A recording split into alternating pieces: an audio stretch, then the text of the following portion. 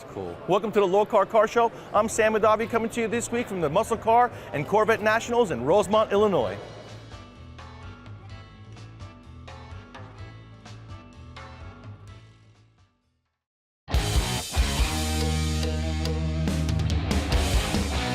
Welcome to the Lokar Car Show. This is gonna be one awesome car. And I said, it doesn't even run yet. And look at it now, it's amazing.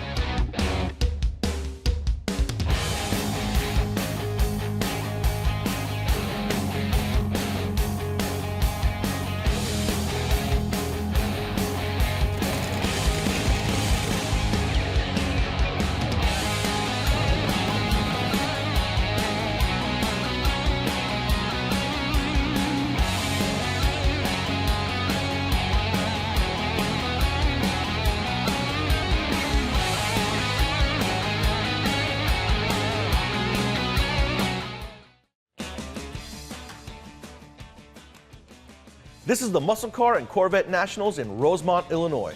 This prestigious invitational event happens each year in November at the Donald E. Stevens Convention Center.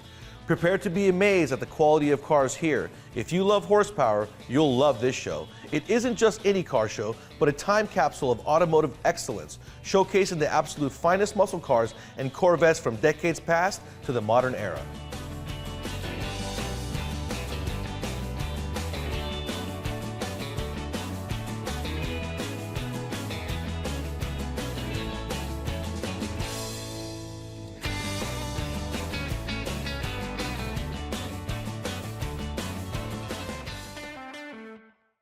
I can't tell you how many I've built, but you have an original copy of one. 1989 Seline, number 184. Seline made in the Fox body style, only 59 coupe. Even today, a lot of folks stopping to say, didn't even realize they made a coupe. Wait a minute, across the board, only 59 coupes? In the Fox body style. Wow, that's a low number. Low number. This particular coupe was used by Seline for press photo, so it was a press car.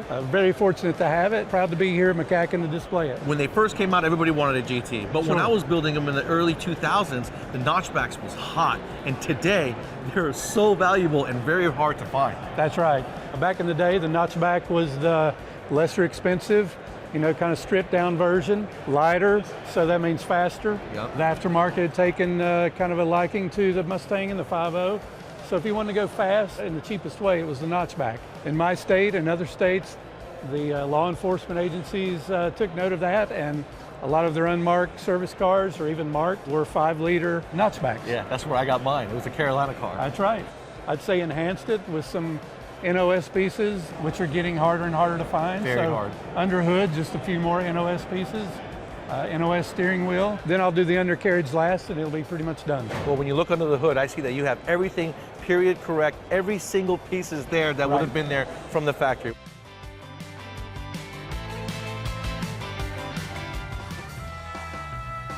I am here with Lance Miller, and he is the co-owner of Carlisle, you know, the place where he gives you all the awesome car shows. Behind me is a beautiful Seline S7. And for those of you who don't know what this is a very rare car that Seline made from scratch for himself and for others like yourself to be able to go fast. And it looks fast. I was just sitting here, so it's a great car. I love the Seline history, the lineage of it all, so this car just spoke to me. Where did you have to go to get it? This car was actually in Norway, believe it or not. Wow. So I've only had it for about 8 months, and just fortunate to own it. Tell me about the windshield. What's going on there? Well, the windshield I sent out because I had a little crack in mine, and I had a person that wanted to actually make 7 of them. So I said, oh, I'll send it out, but I have to have it back for the car show, mcacn, where we're at today. Unfortunately, it didn't get back. It got smashed up during transit, and now I don't have a windshield, so now all my buddies are making fun of me during a car show, so it's all fun. But you've made fun of it yourself. You put some signs down there. It's a Bluetooth windshield. Yeah. It's new technology. You gotta have fun with it. Life's short. Basically, it had a blown head gasket when I got it, so I'm taking it apart, gonna put it all back together, make it perfect, play with it, enjoy it. Claimed to be one of the fastest, or the fastest production car, and they did it with a 351 Windsor pushrod engine. Exactly. Something you would find in a Ford F-150 Lightning or something. It's simplistic, but they punch it out. It's a 427, so I mean, it's a big deal. It's 625 horse. It was one of 2 that was actually upgraded with the headers and a different ECU, so it's kind of a neat car.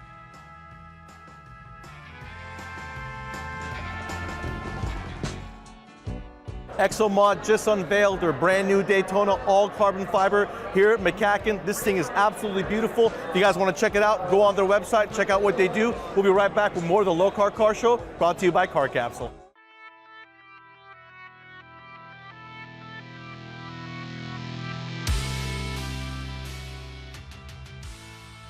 In the past, we've shared with you our Made For You product line, where we manage things up under the hood and throughout the car. Today, I want to show you how we're doing that and where you can use these products. Our Smoothie plug wire separator kits help manage those plug wires throughout the engine bay, directing them and keeping them off the headers and away from the valve covers. They are heat resistant, so if they come in contact, they're not going to fail on you. We've got our hot rod trick kits, where you'll see that you can manage your wires and things throughout the car, make them look nice, clean them up, make them consistent, different colors to match what you're putting underneath the hood. We have clamps for your AC heater hoses, brake lines, and any other lines that you want to run throughout the engine bay or even out throughout the car. Our T-clamps are really good for that, offered in different colors such as blue, red, black, gray, yellow. Check that all out at lokar.com and get your Made For You products today.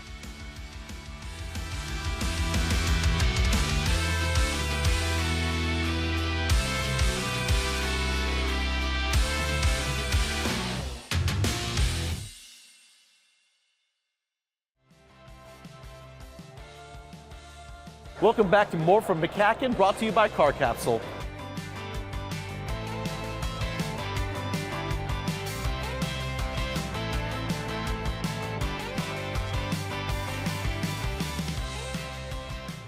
Behind me is a replica BMW 507 that he built from scratch with his hands. So it all started with a scan of a 1/18 scale model, and then I had a gentleman do a map of it for me, and I created a full-size body bug. And then that allowed me to create the body panels, which allowed me to create the frame and all the other internal structure. All the measurements are from a real 507. It's all documented like a real 507 should be. Aesthetically, it looks the same, so I'm really happy with the way it turned out. It took you 2 years of research and 2 years of build time. That's right, absolutely. Man, what a passion. Talk about motivation. Yeah. I can see everything as far as the pictures go and the stages that you took to building this car. It's almost unbelievable. Yep. This is the kind of stuff that you would see at the factory. Very fortunate to get access to several 507s. Chassis number 54, I've got all the measurements from the real one. I've got hundreds of photos when I went through, and when I originally thought about making one of these, I thought, well, maybe I'll make it like the original suspension and everything, and maybe I'll make my own internal body, and then I thought, I don't know how to do that. They've already done that, why don't I just replicate what they did? And I did. So it was hours of research online, calls, a lot of photographs, just a lot of research, download. I think iCloud's jammed. If your iCloud's jammed up, it's because of me downloading all my photos. But it really worked out well, and I think my final product came out nice. It came out really nice. I love it. That's an aluminum V8 from Yes, Oldsmobile. 215, and you've got 100 more horsepower in this than the original, and it weighs 2,800 pounds. That's correct. So the final body is going to be feather white, which is like a creamy white, and it's going to be a dark blue top and dark blue interior. I'm here with an actual legend. His name is Denny, and he was one of the engineers at Buick, and he's going to tell us a lot of cool things about this engine and the Riviera behind him. I started with Buick in 1959, started working on 401 engines, and in 1963, Buick wanted an optional engine for the Riviera, which came out, and so we did the 425, and the next year we did a twin four-barrel 425, 360 horsepower engine. That engine was produced for in 1964 and 65. And in 1966, only 200 of those cars were made with the engine. 179 went into Riviera Grand Sports like the car you see here today. 21 went into Wildcat Grand Sports. Only 200 in that year. This is one of the survivors. Now, you were also in the engineering department. Tell us the specs on this engine and what you did to improve it. We had brought out the new 400, 430 engine for 1967. Because of our increase in performance activity, I developed the Stage 1 engine for the 1969 400, followed by the Stage 1 engine for the 455 in 1970. We have on display one of the experimental 455 cylinder blocks and these two tunnel port intake heads and the intake manifold at the Pro Stock Racer, and I'm working on a program now of collection to write the history of Buick Performance V8 stuff, and it's going to go in a museum someday.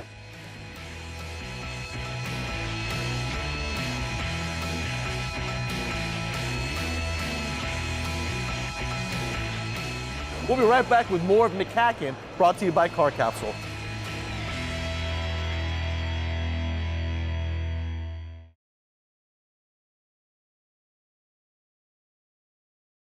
I am here with Preston and Cody. They are known as the Mustang Brothers. They just recently won the Hot Wheels Challenge with Jay Leno. They have the largest Mustang restoration shop in the world. Welcome back to more of the Muscle Cars Corvette Nationals, brought to you by Car Capsule.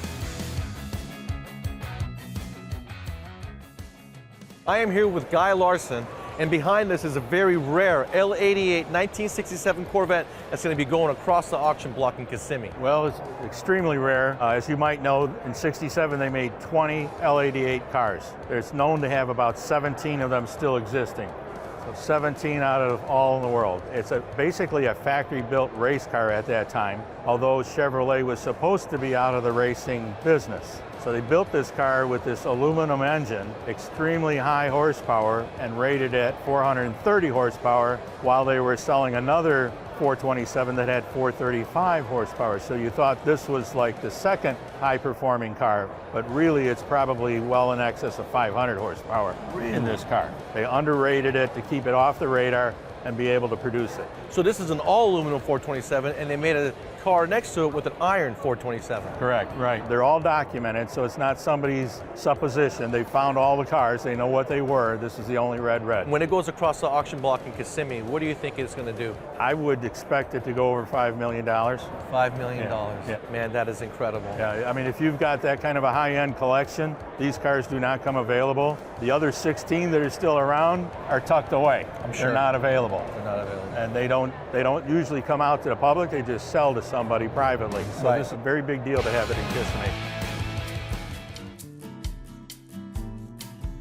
We got a 1966 Olds Toronado dual engine. Belongs to Joe, and I have him tell you all about it. This car is just a piece of history that we just felt we had to save. I mean, this car was campaigned throughout the 1966 year when Oldsmobile came out with their first front-wheel drive car. They thought what better to make one that's all-wheel drive. So it's pretty hard to notice that the engine's in the back unless you look at a couple little signs. Yeah, I saw the engine in the trunk and I saw the front. I'm like, wait a minute, that's front-wheel drive. So they just took this exact powertrain and just put another one in the back. Exactly. And it makes it work. Exactly. And I don't know if you know about the Harry Oldsmobile, but this was the inspiration for the Hearst company to build the Harry Oldsmobile, the dual-engine dragster that they built, which was all-wheel drive. This was kind of something that kind of fit in my collection. Those air vents in the rear quarters, was that OEM or did you guys add that? No, those were fabricated when Grant McCoon built this car. Grant McCoon owned the Grant Piston Ring Company, famous for steering wheels. Yep. They did all the wood steering wheels Yeah, back Grant. then. So that's what they did. And he designed this car along with his father, and they built this car. And Grant McCoon actually used it as his daily driver for quite some time. There's over 40,000 miles on this car. And you said you could drive them with one engine, the rear engine, or both at the same time. Correct. It's got two gas pedals in it. It's got two perfectly gaddles, put next two to each ignition other. switches, two tachometers. No, it's fun. It's a fun piece of Totally fun piece of history.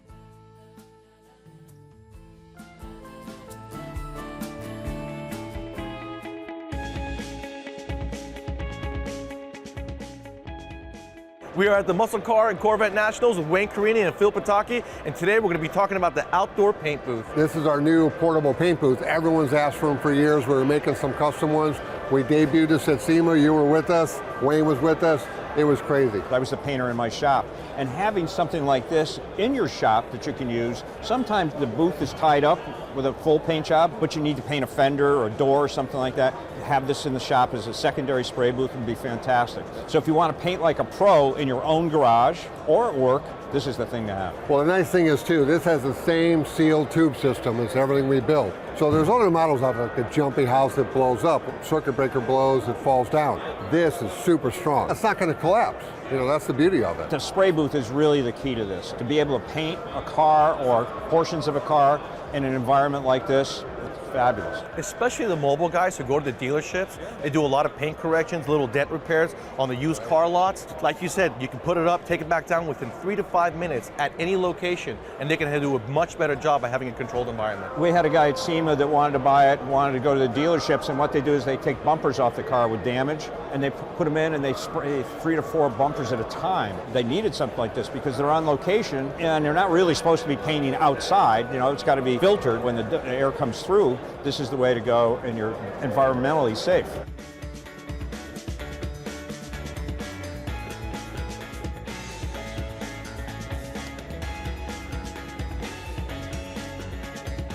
We'll be right back with more from the McCacken Show, brought to you by Car Capsule.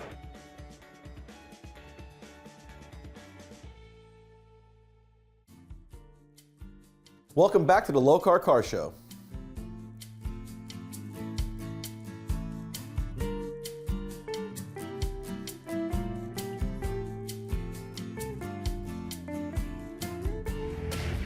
So the first car is the #1 Briggs Cunningham Le Mans Corvette. That was the first American effort back in 1960. There were 3 Cunningham cars and then there was a private entry car. And it was a 19-year search to find that particular car. And I wrote to Lamar back in 1993. So I went shopping and we found the #1 car was last titled in 1974. Just really, really, really cool. Absolutely, great story there. The second one is the only 62 Corvette that raced the Le Mans. Wow. The guy's from Tennessee that owns a car. His name is Dale Perryman. I said, you know, I happen to know Dale. Dale's a big 62 Corvette collector. So I got a hold of Dale. I said, Dale, hi, Kevin McKay. It's nice to hear from you again. Yeah, great. Because you know, Kevin, I own 9 62 Corvettes. All my cars are available for sale because I'm getting up there in age, but I'm not going to sell you that. Why is that? Because you want the car, it's got to be something special. So he did some research and found out it was the only 62 that went to Lamar. And he says, Kevin, because of you, I went after it and found out that I had a real special car. 1968 Corvette that raced Lamar in 1972. It actually finished the race. So Goodyear Tire approached the Ferrari team. He goes, hey, give up one of your spots because we want to put them in there. What do you mean? We want to put our Corvette in one of those slots. We don't want to give you that slot. We want to have all 6 Ferraris. No. You don't understand something here. If you don't give us that slot, we're going to take away your sponsorship for Goodyear Tire. Really? We'll make a deal with you. We'll give you that spot on one condition. You got to paint it like a Ferrari. It's a Ferrari Corvette.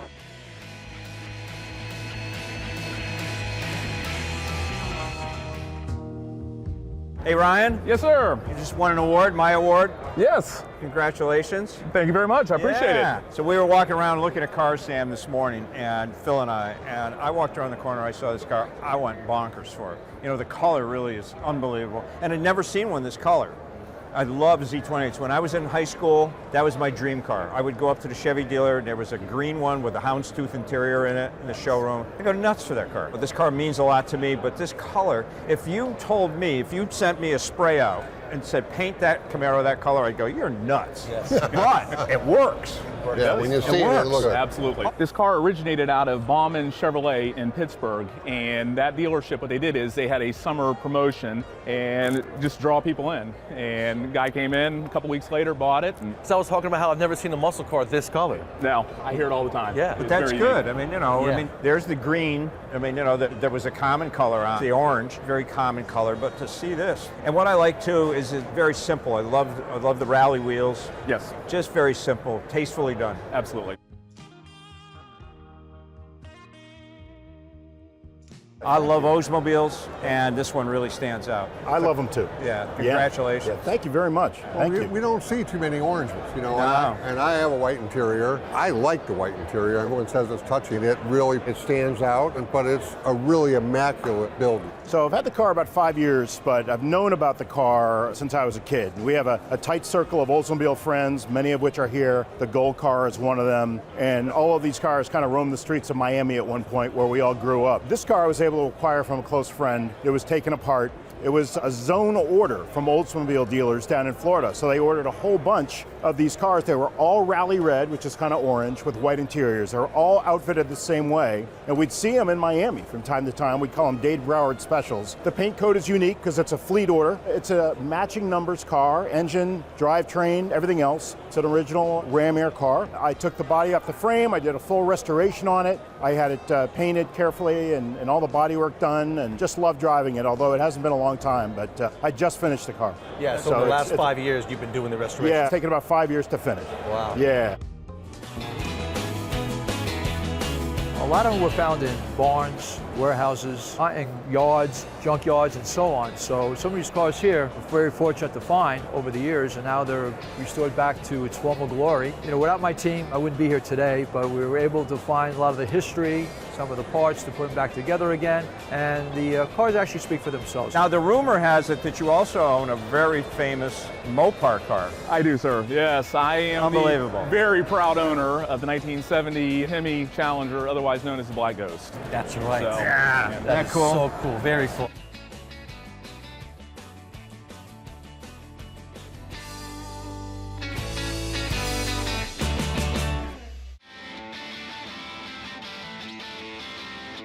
The Muscle Car and Corvette National Car Show is really one of a kind. It's an invitational only.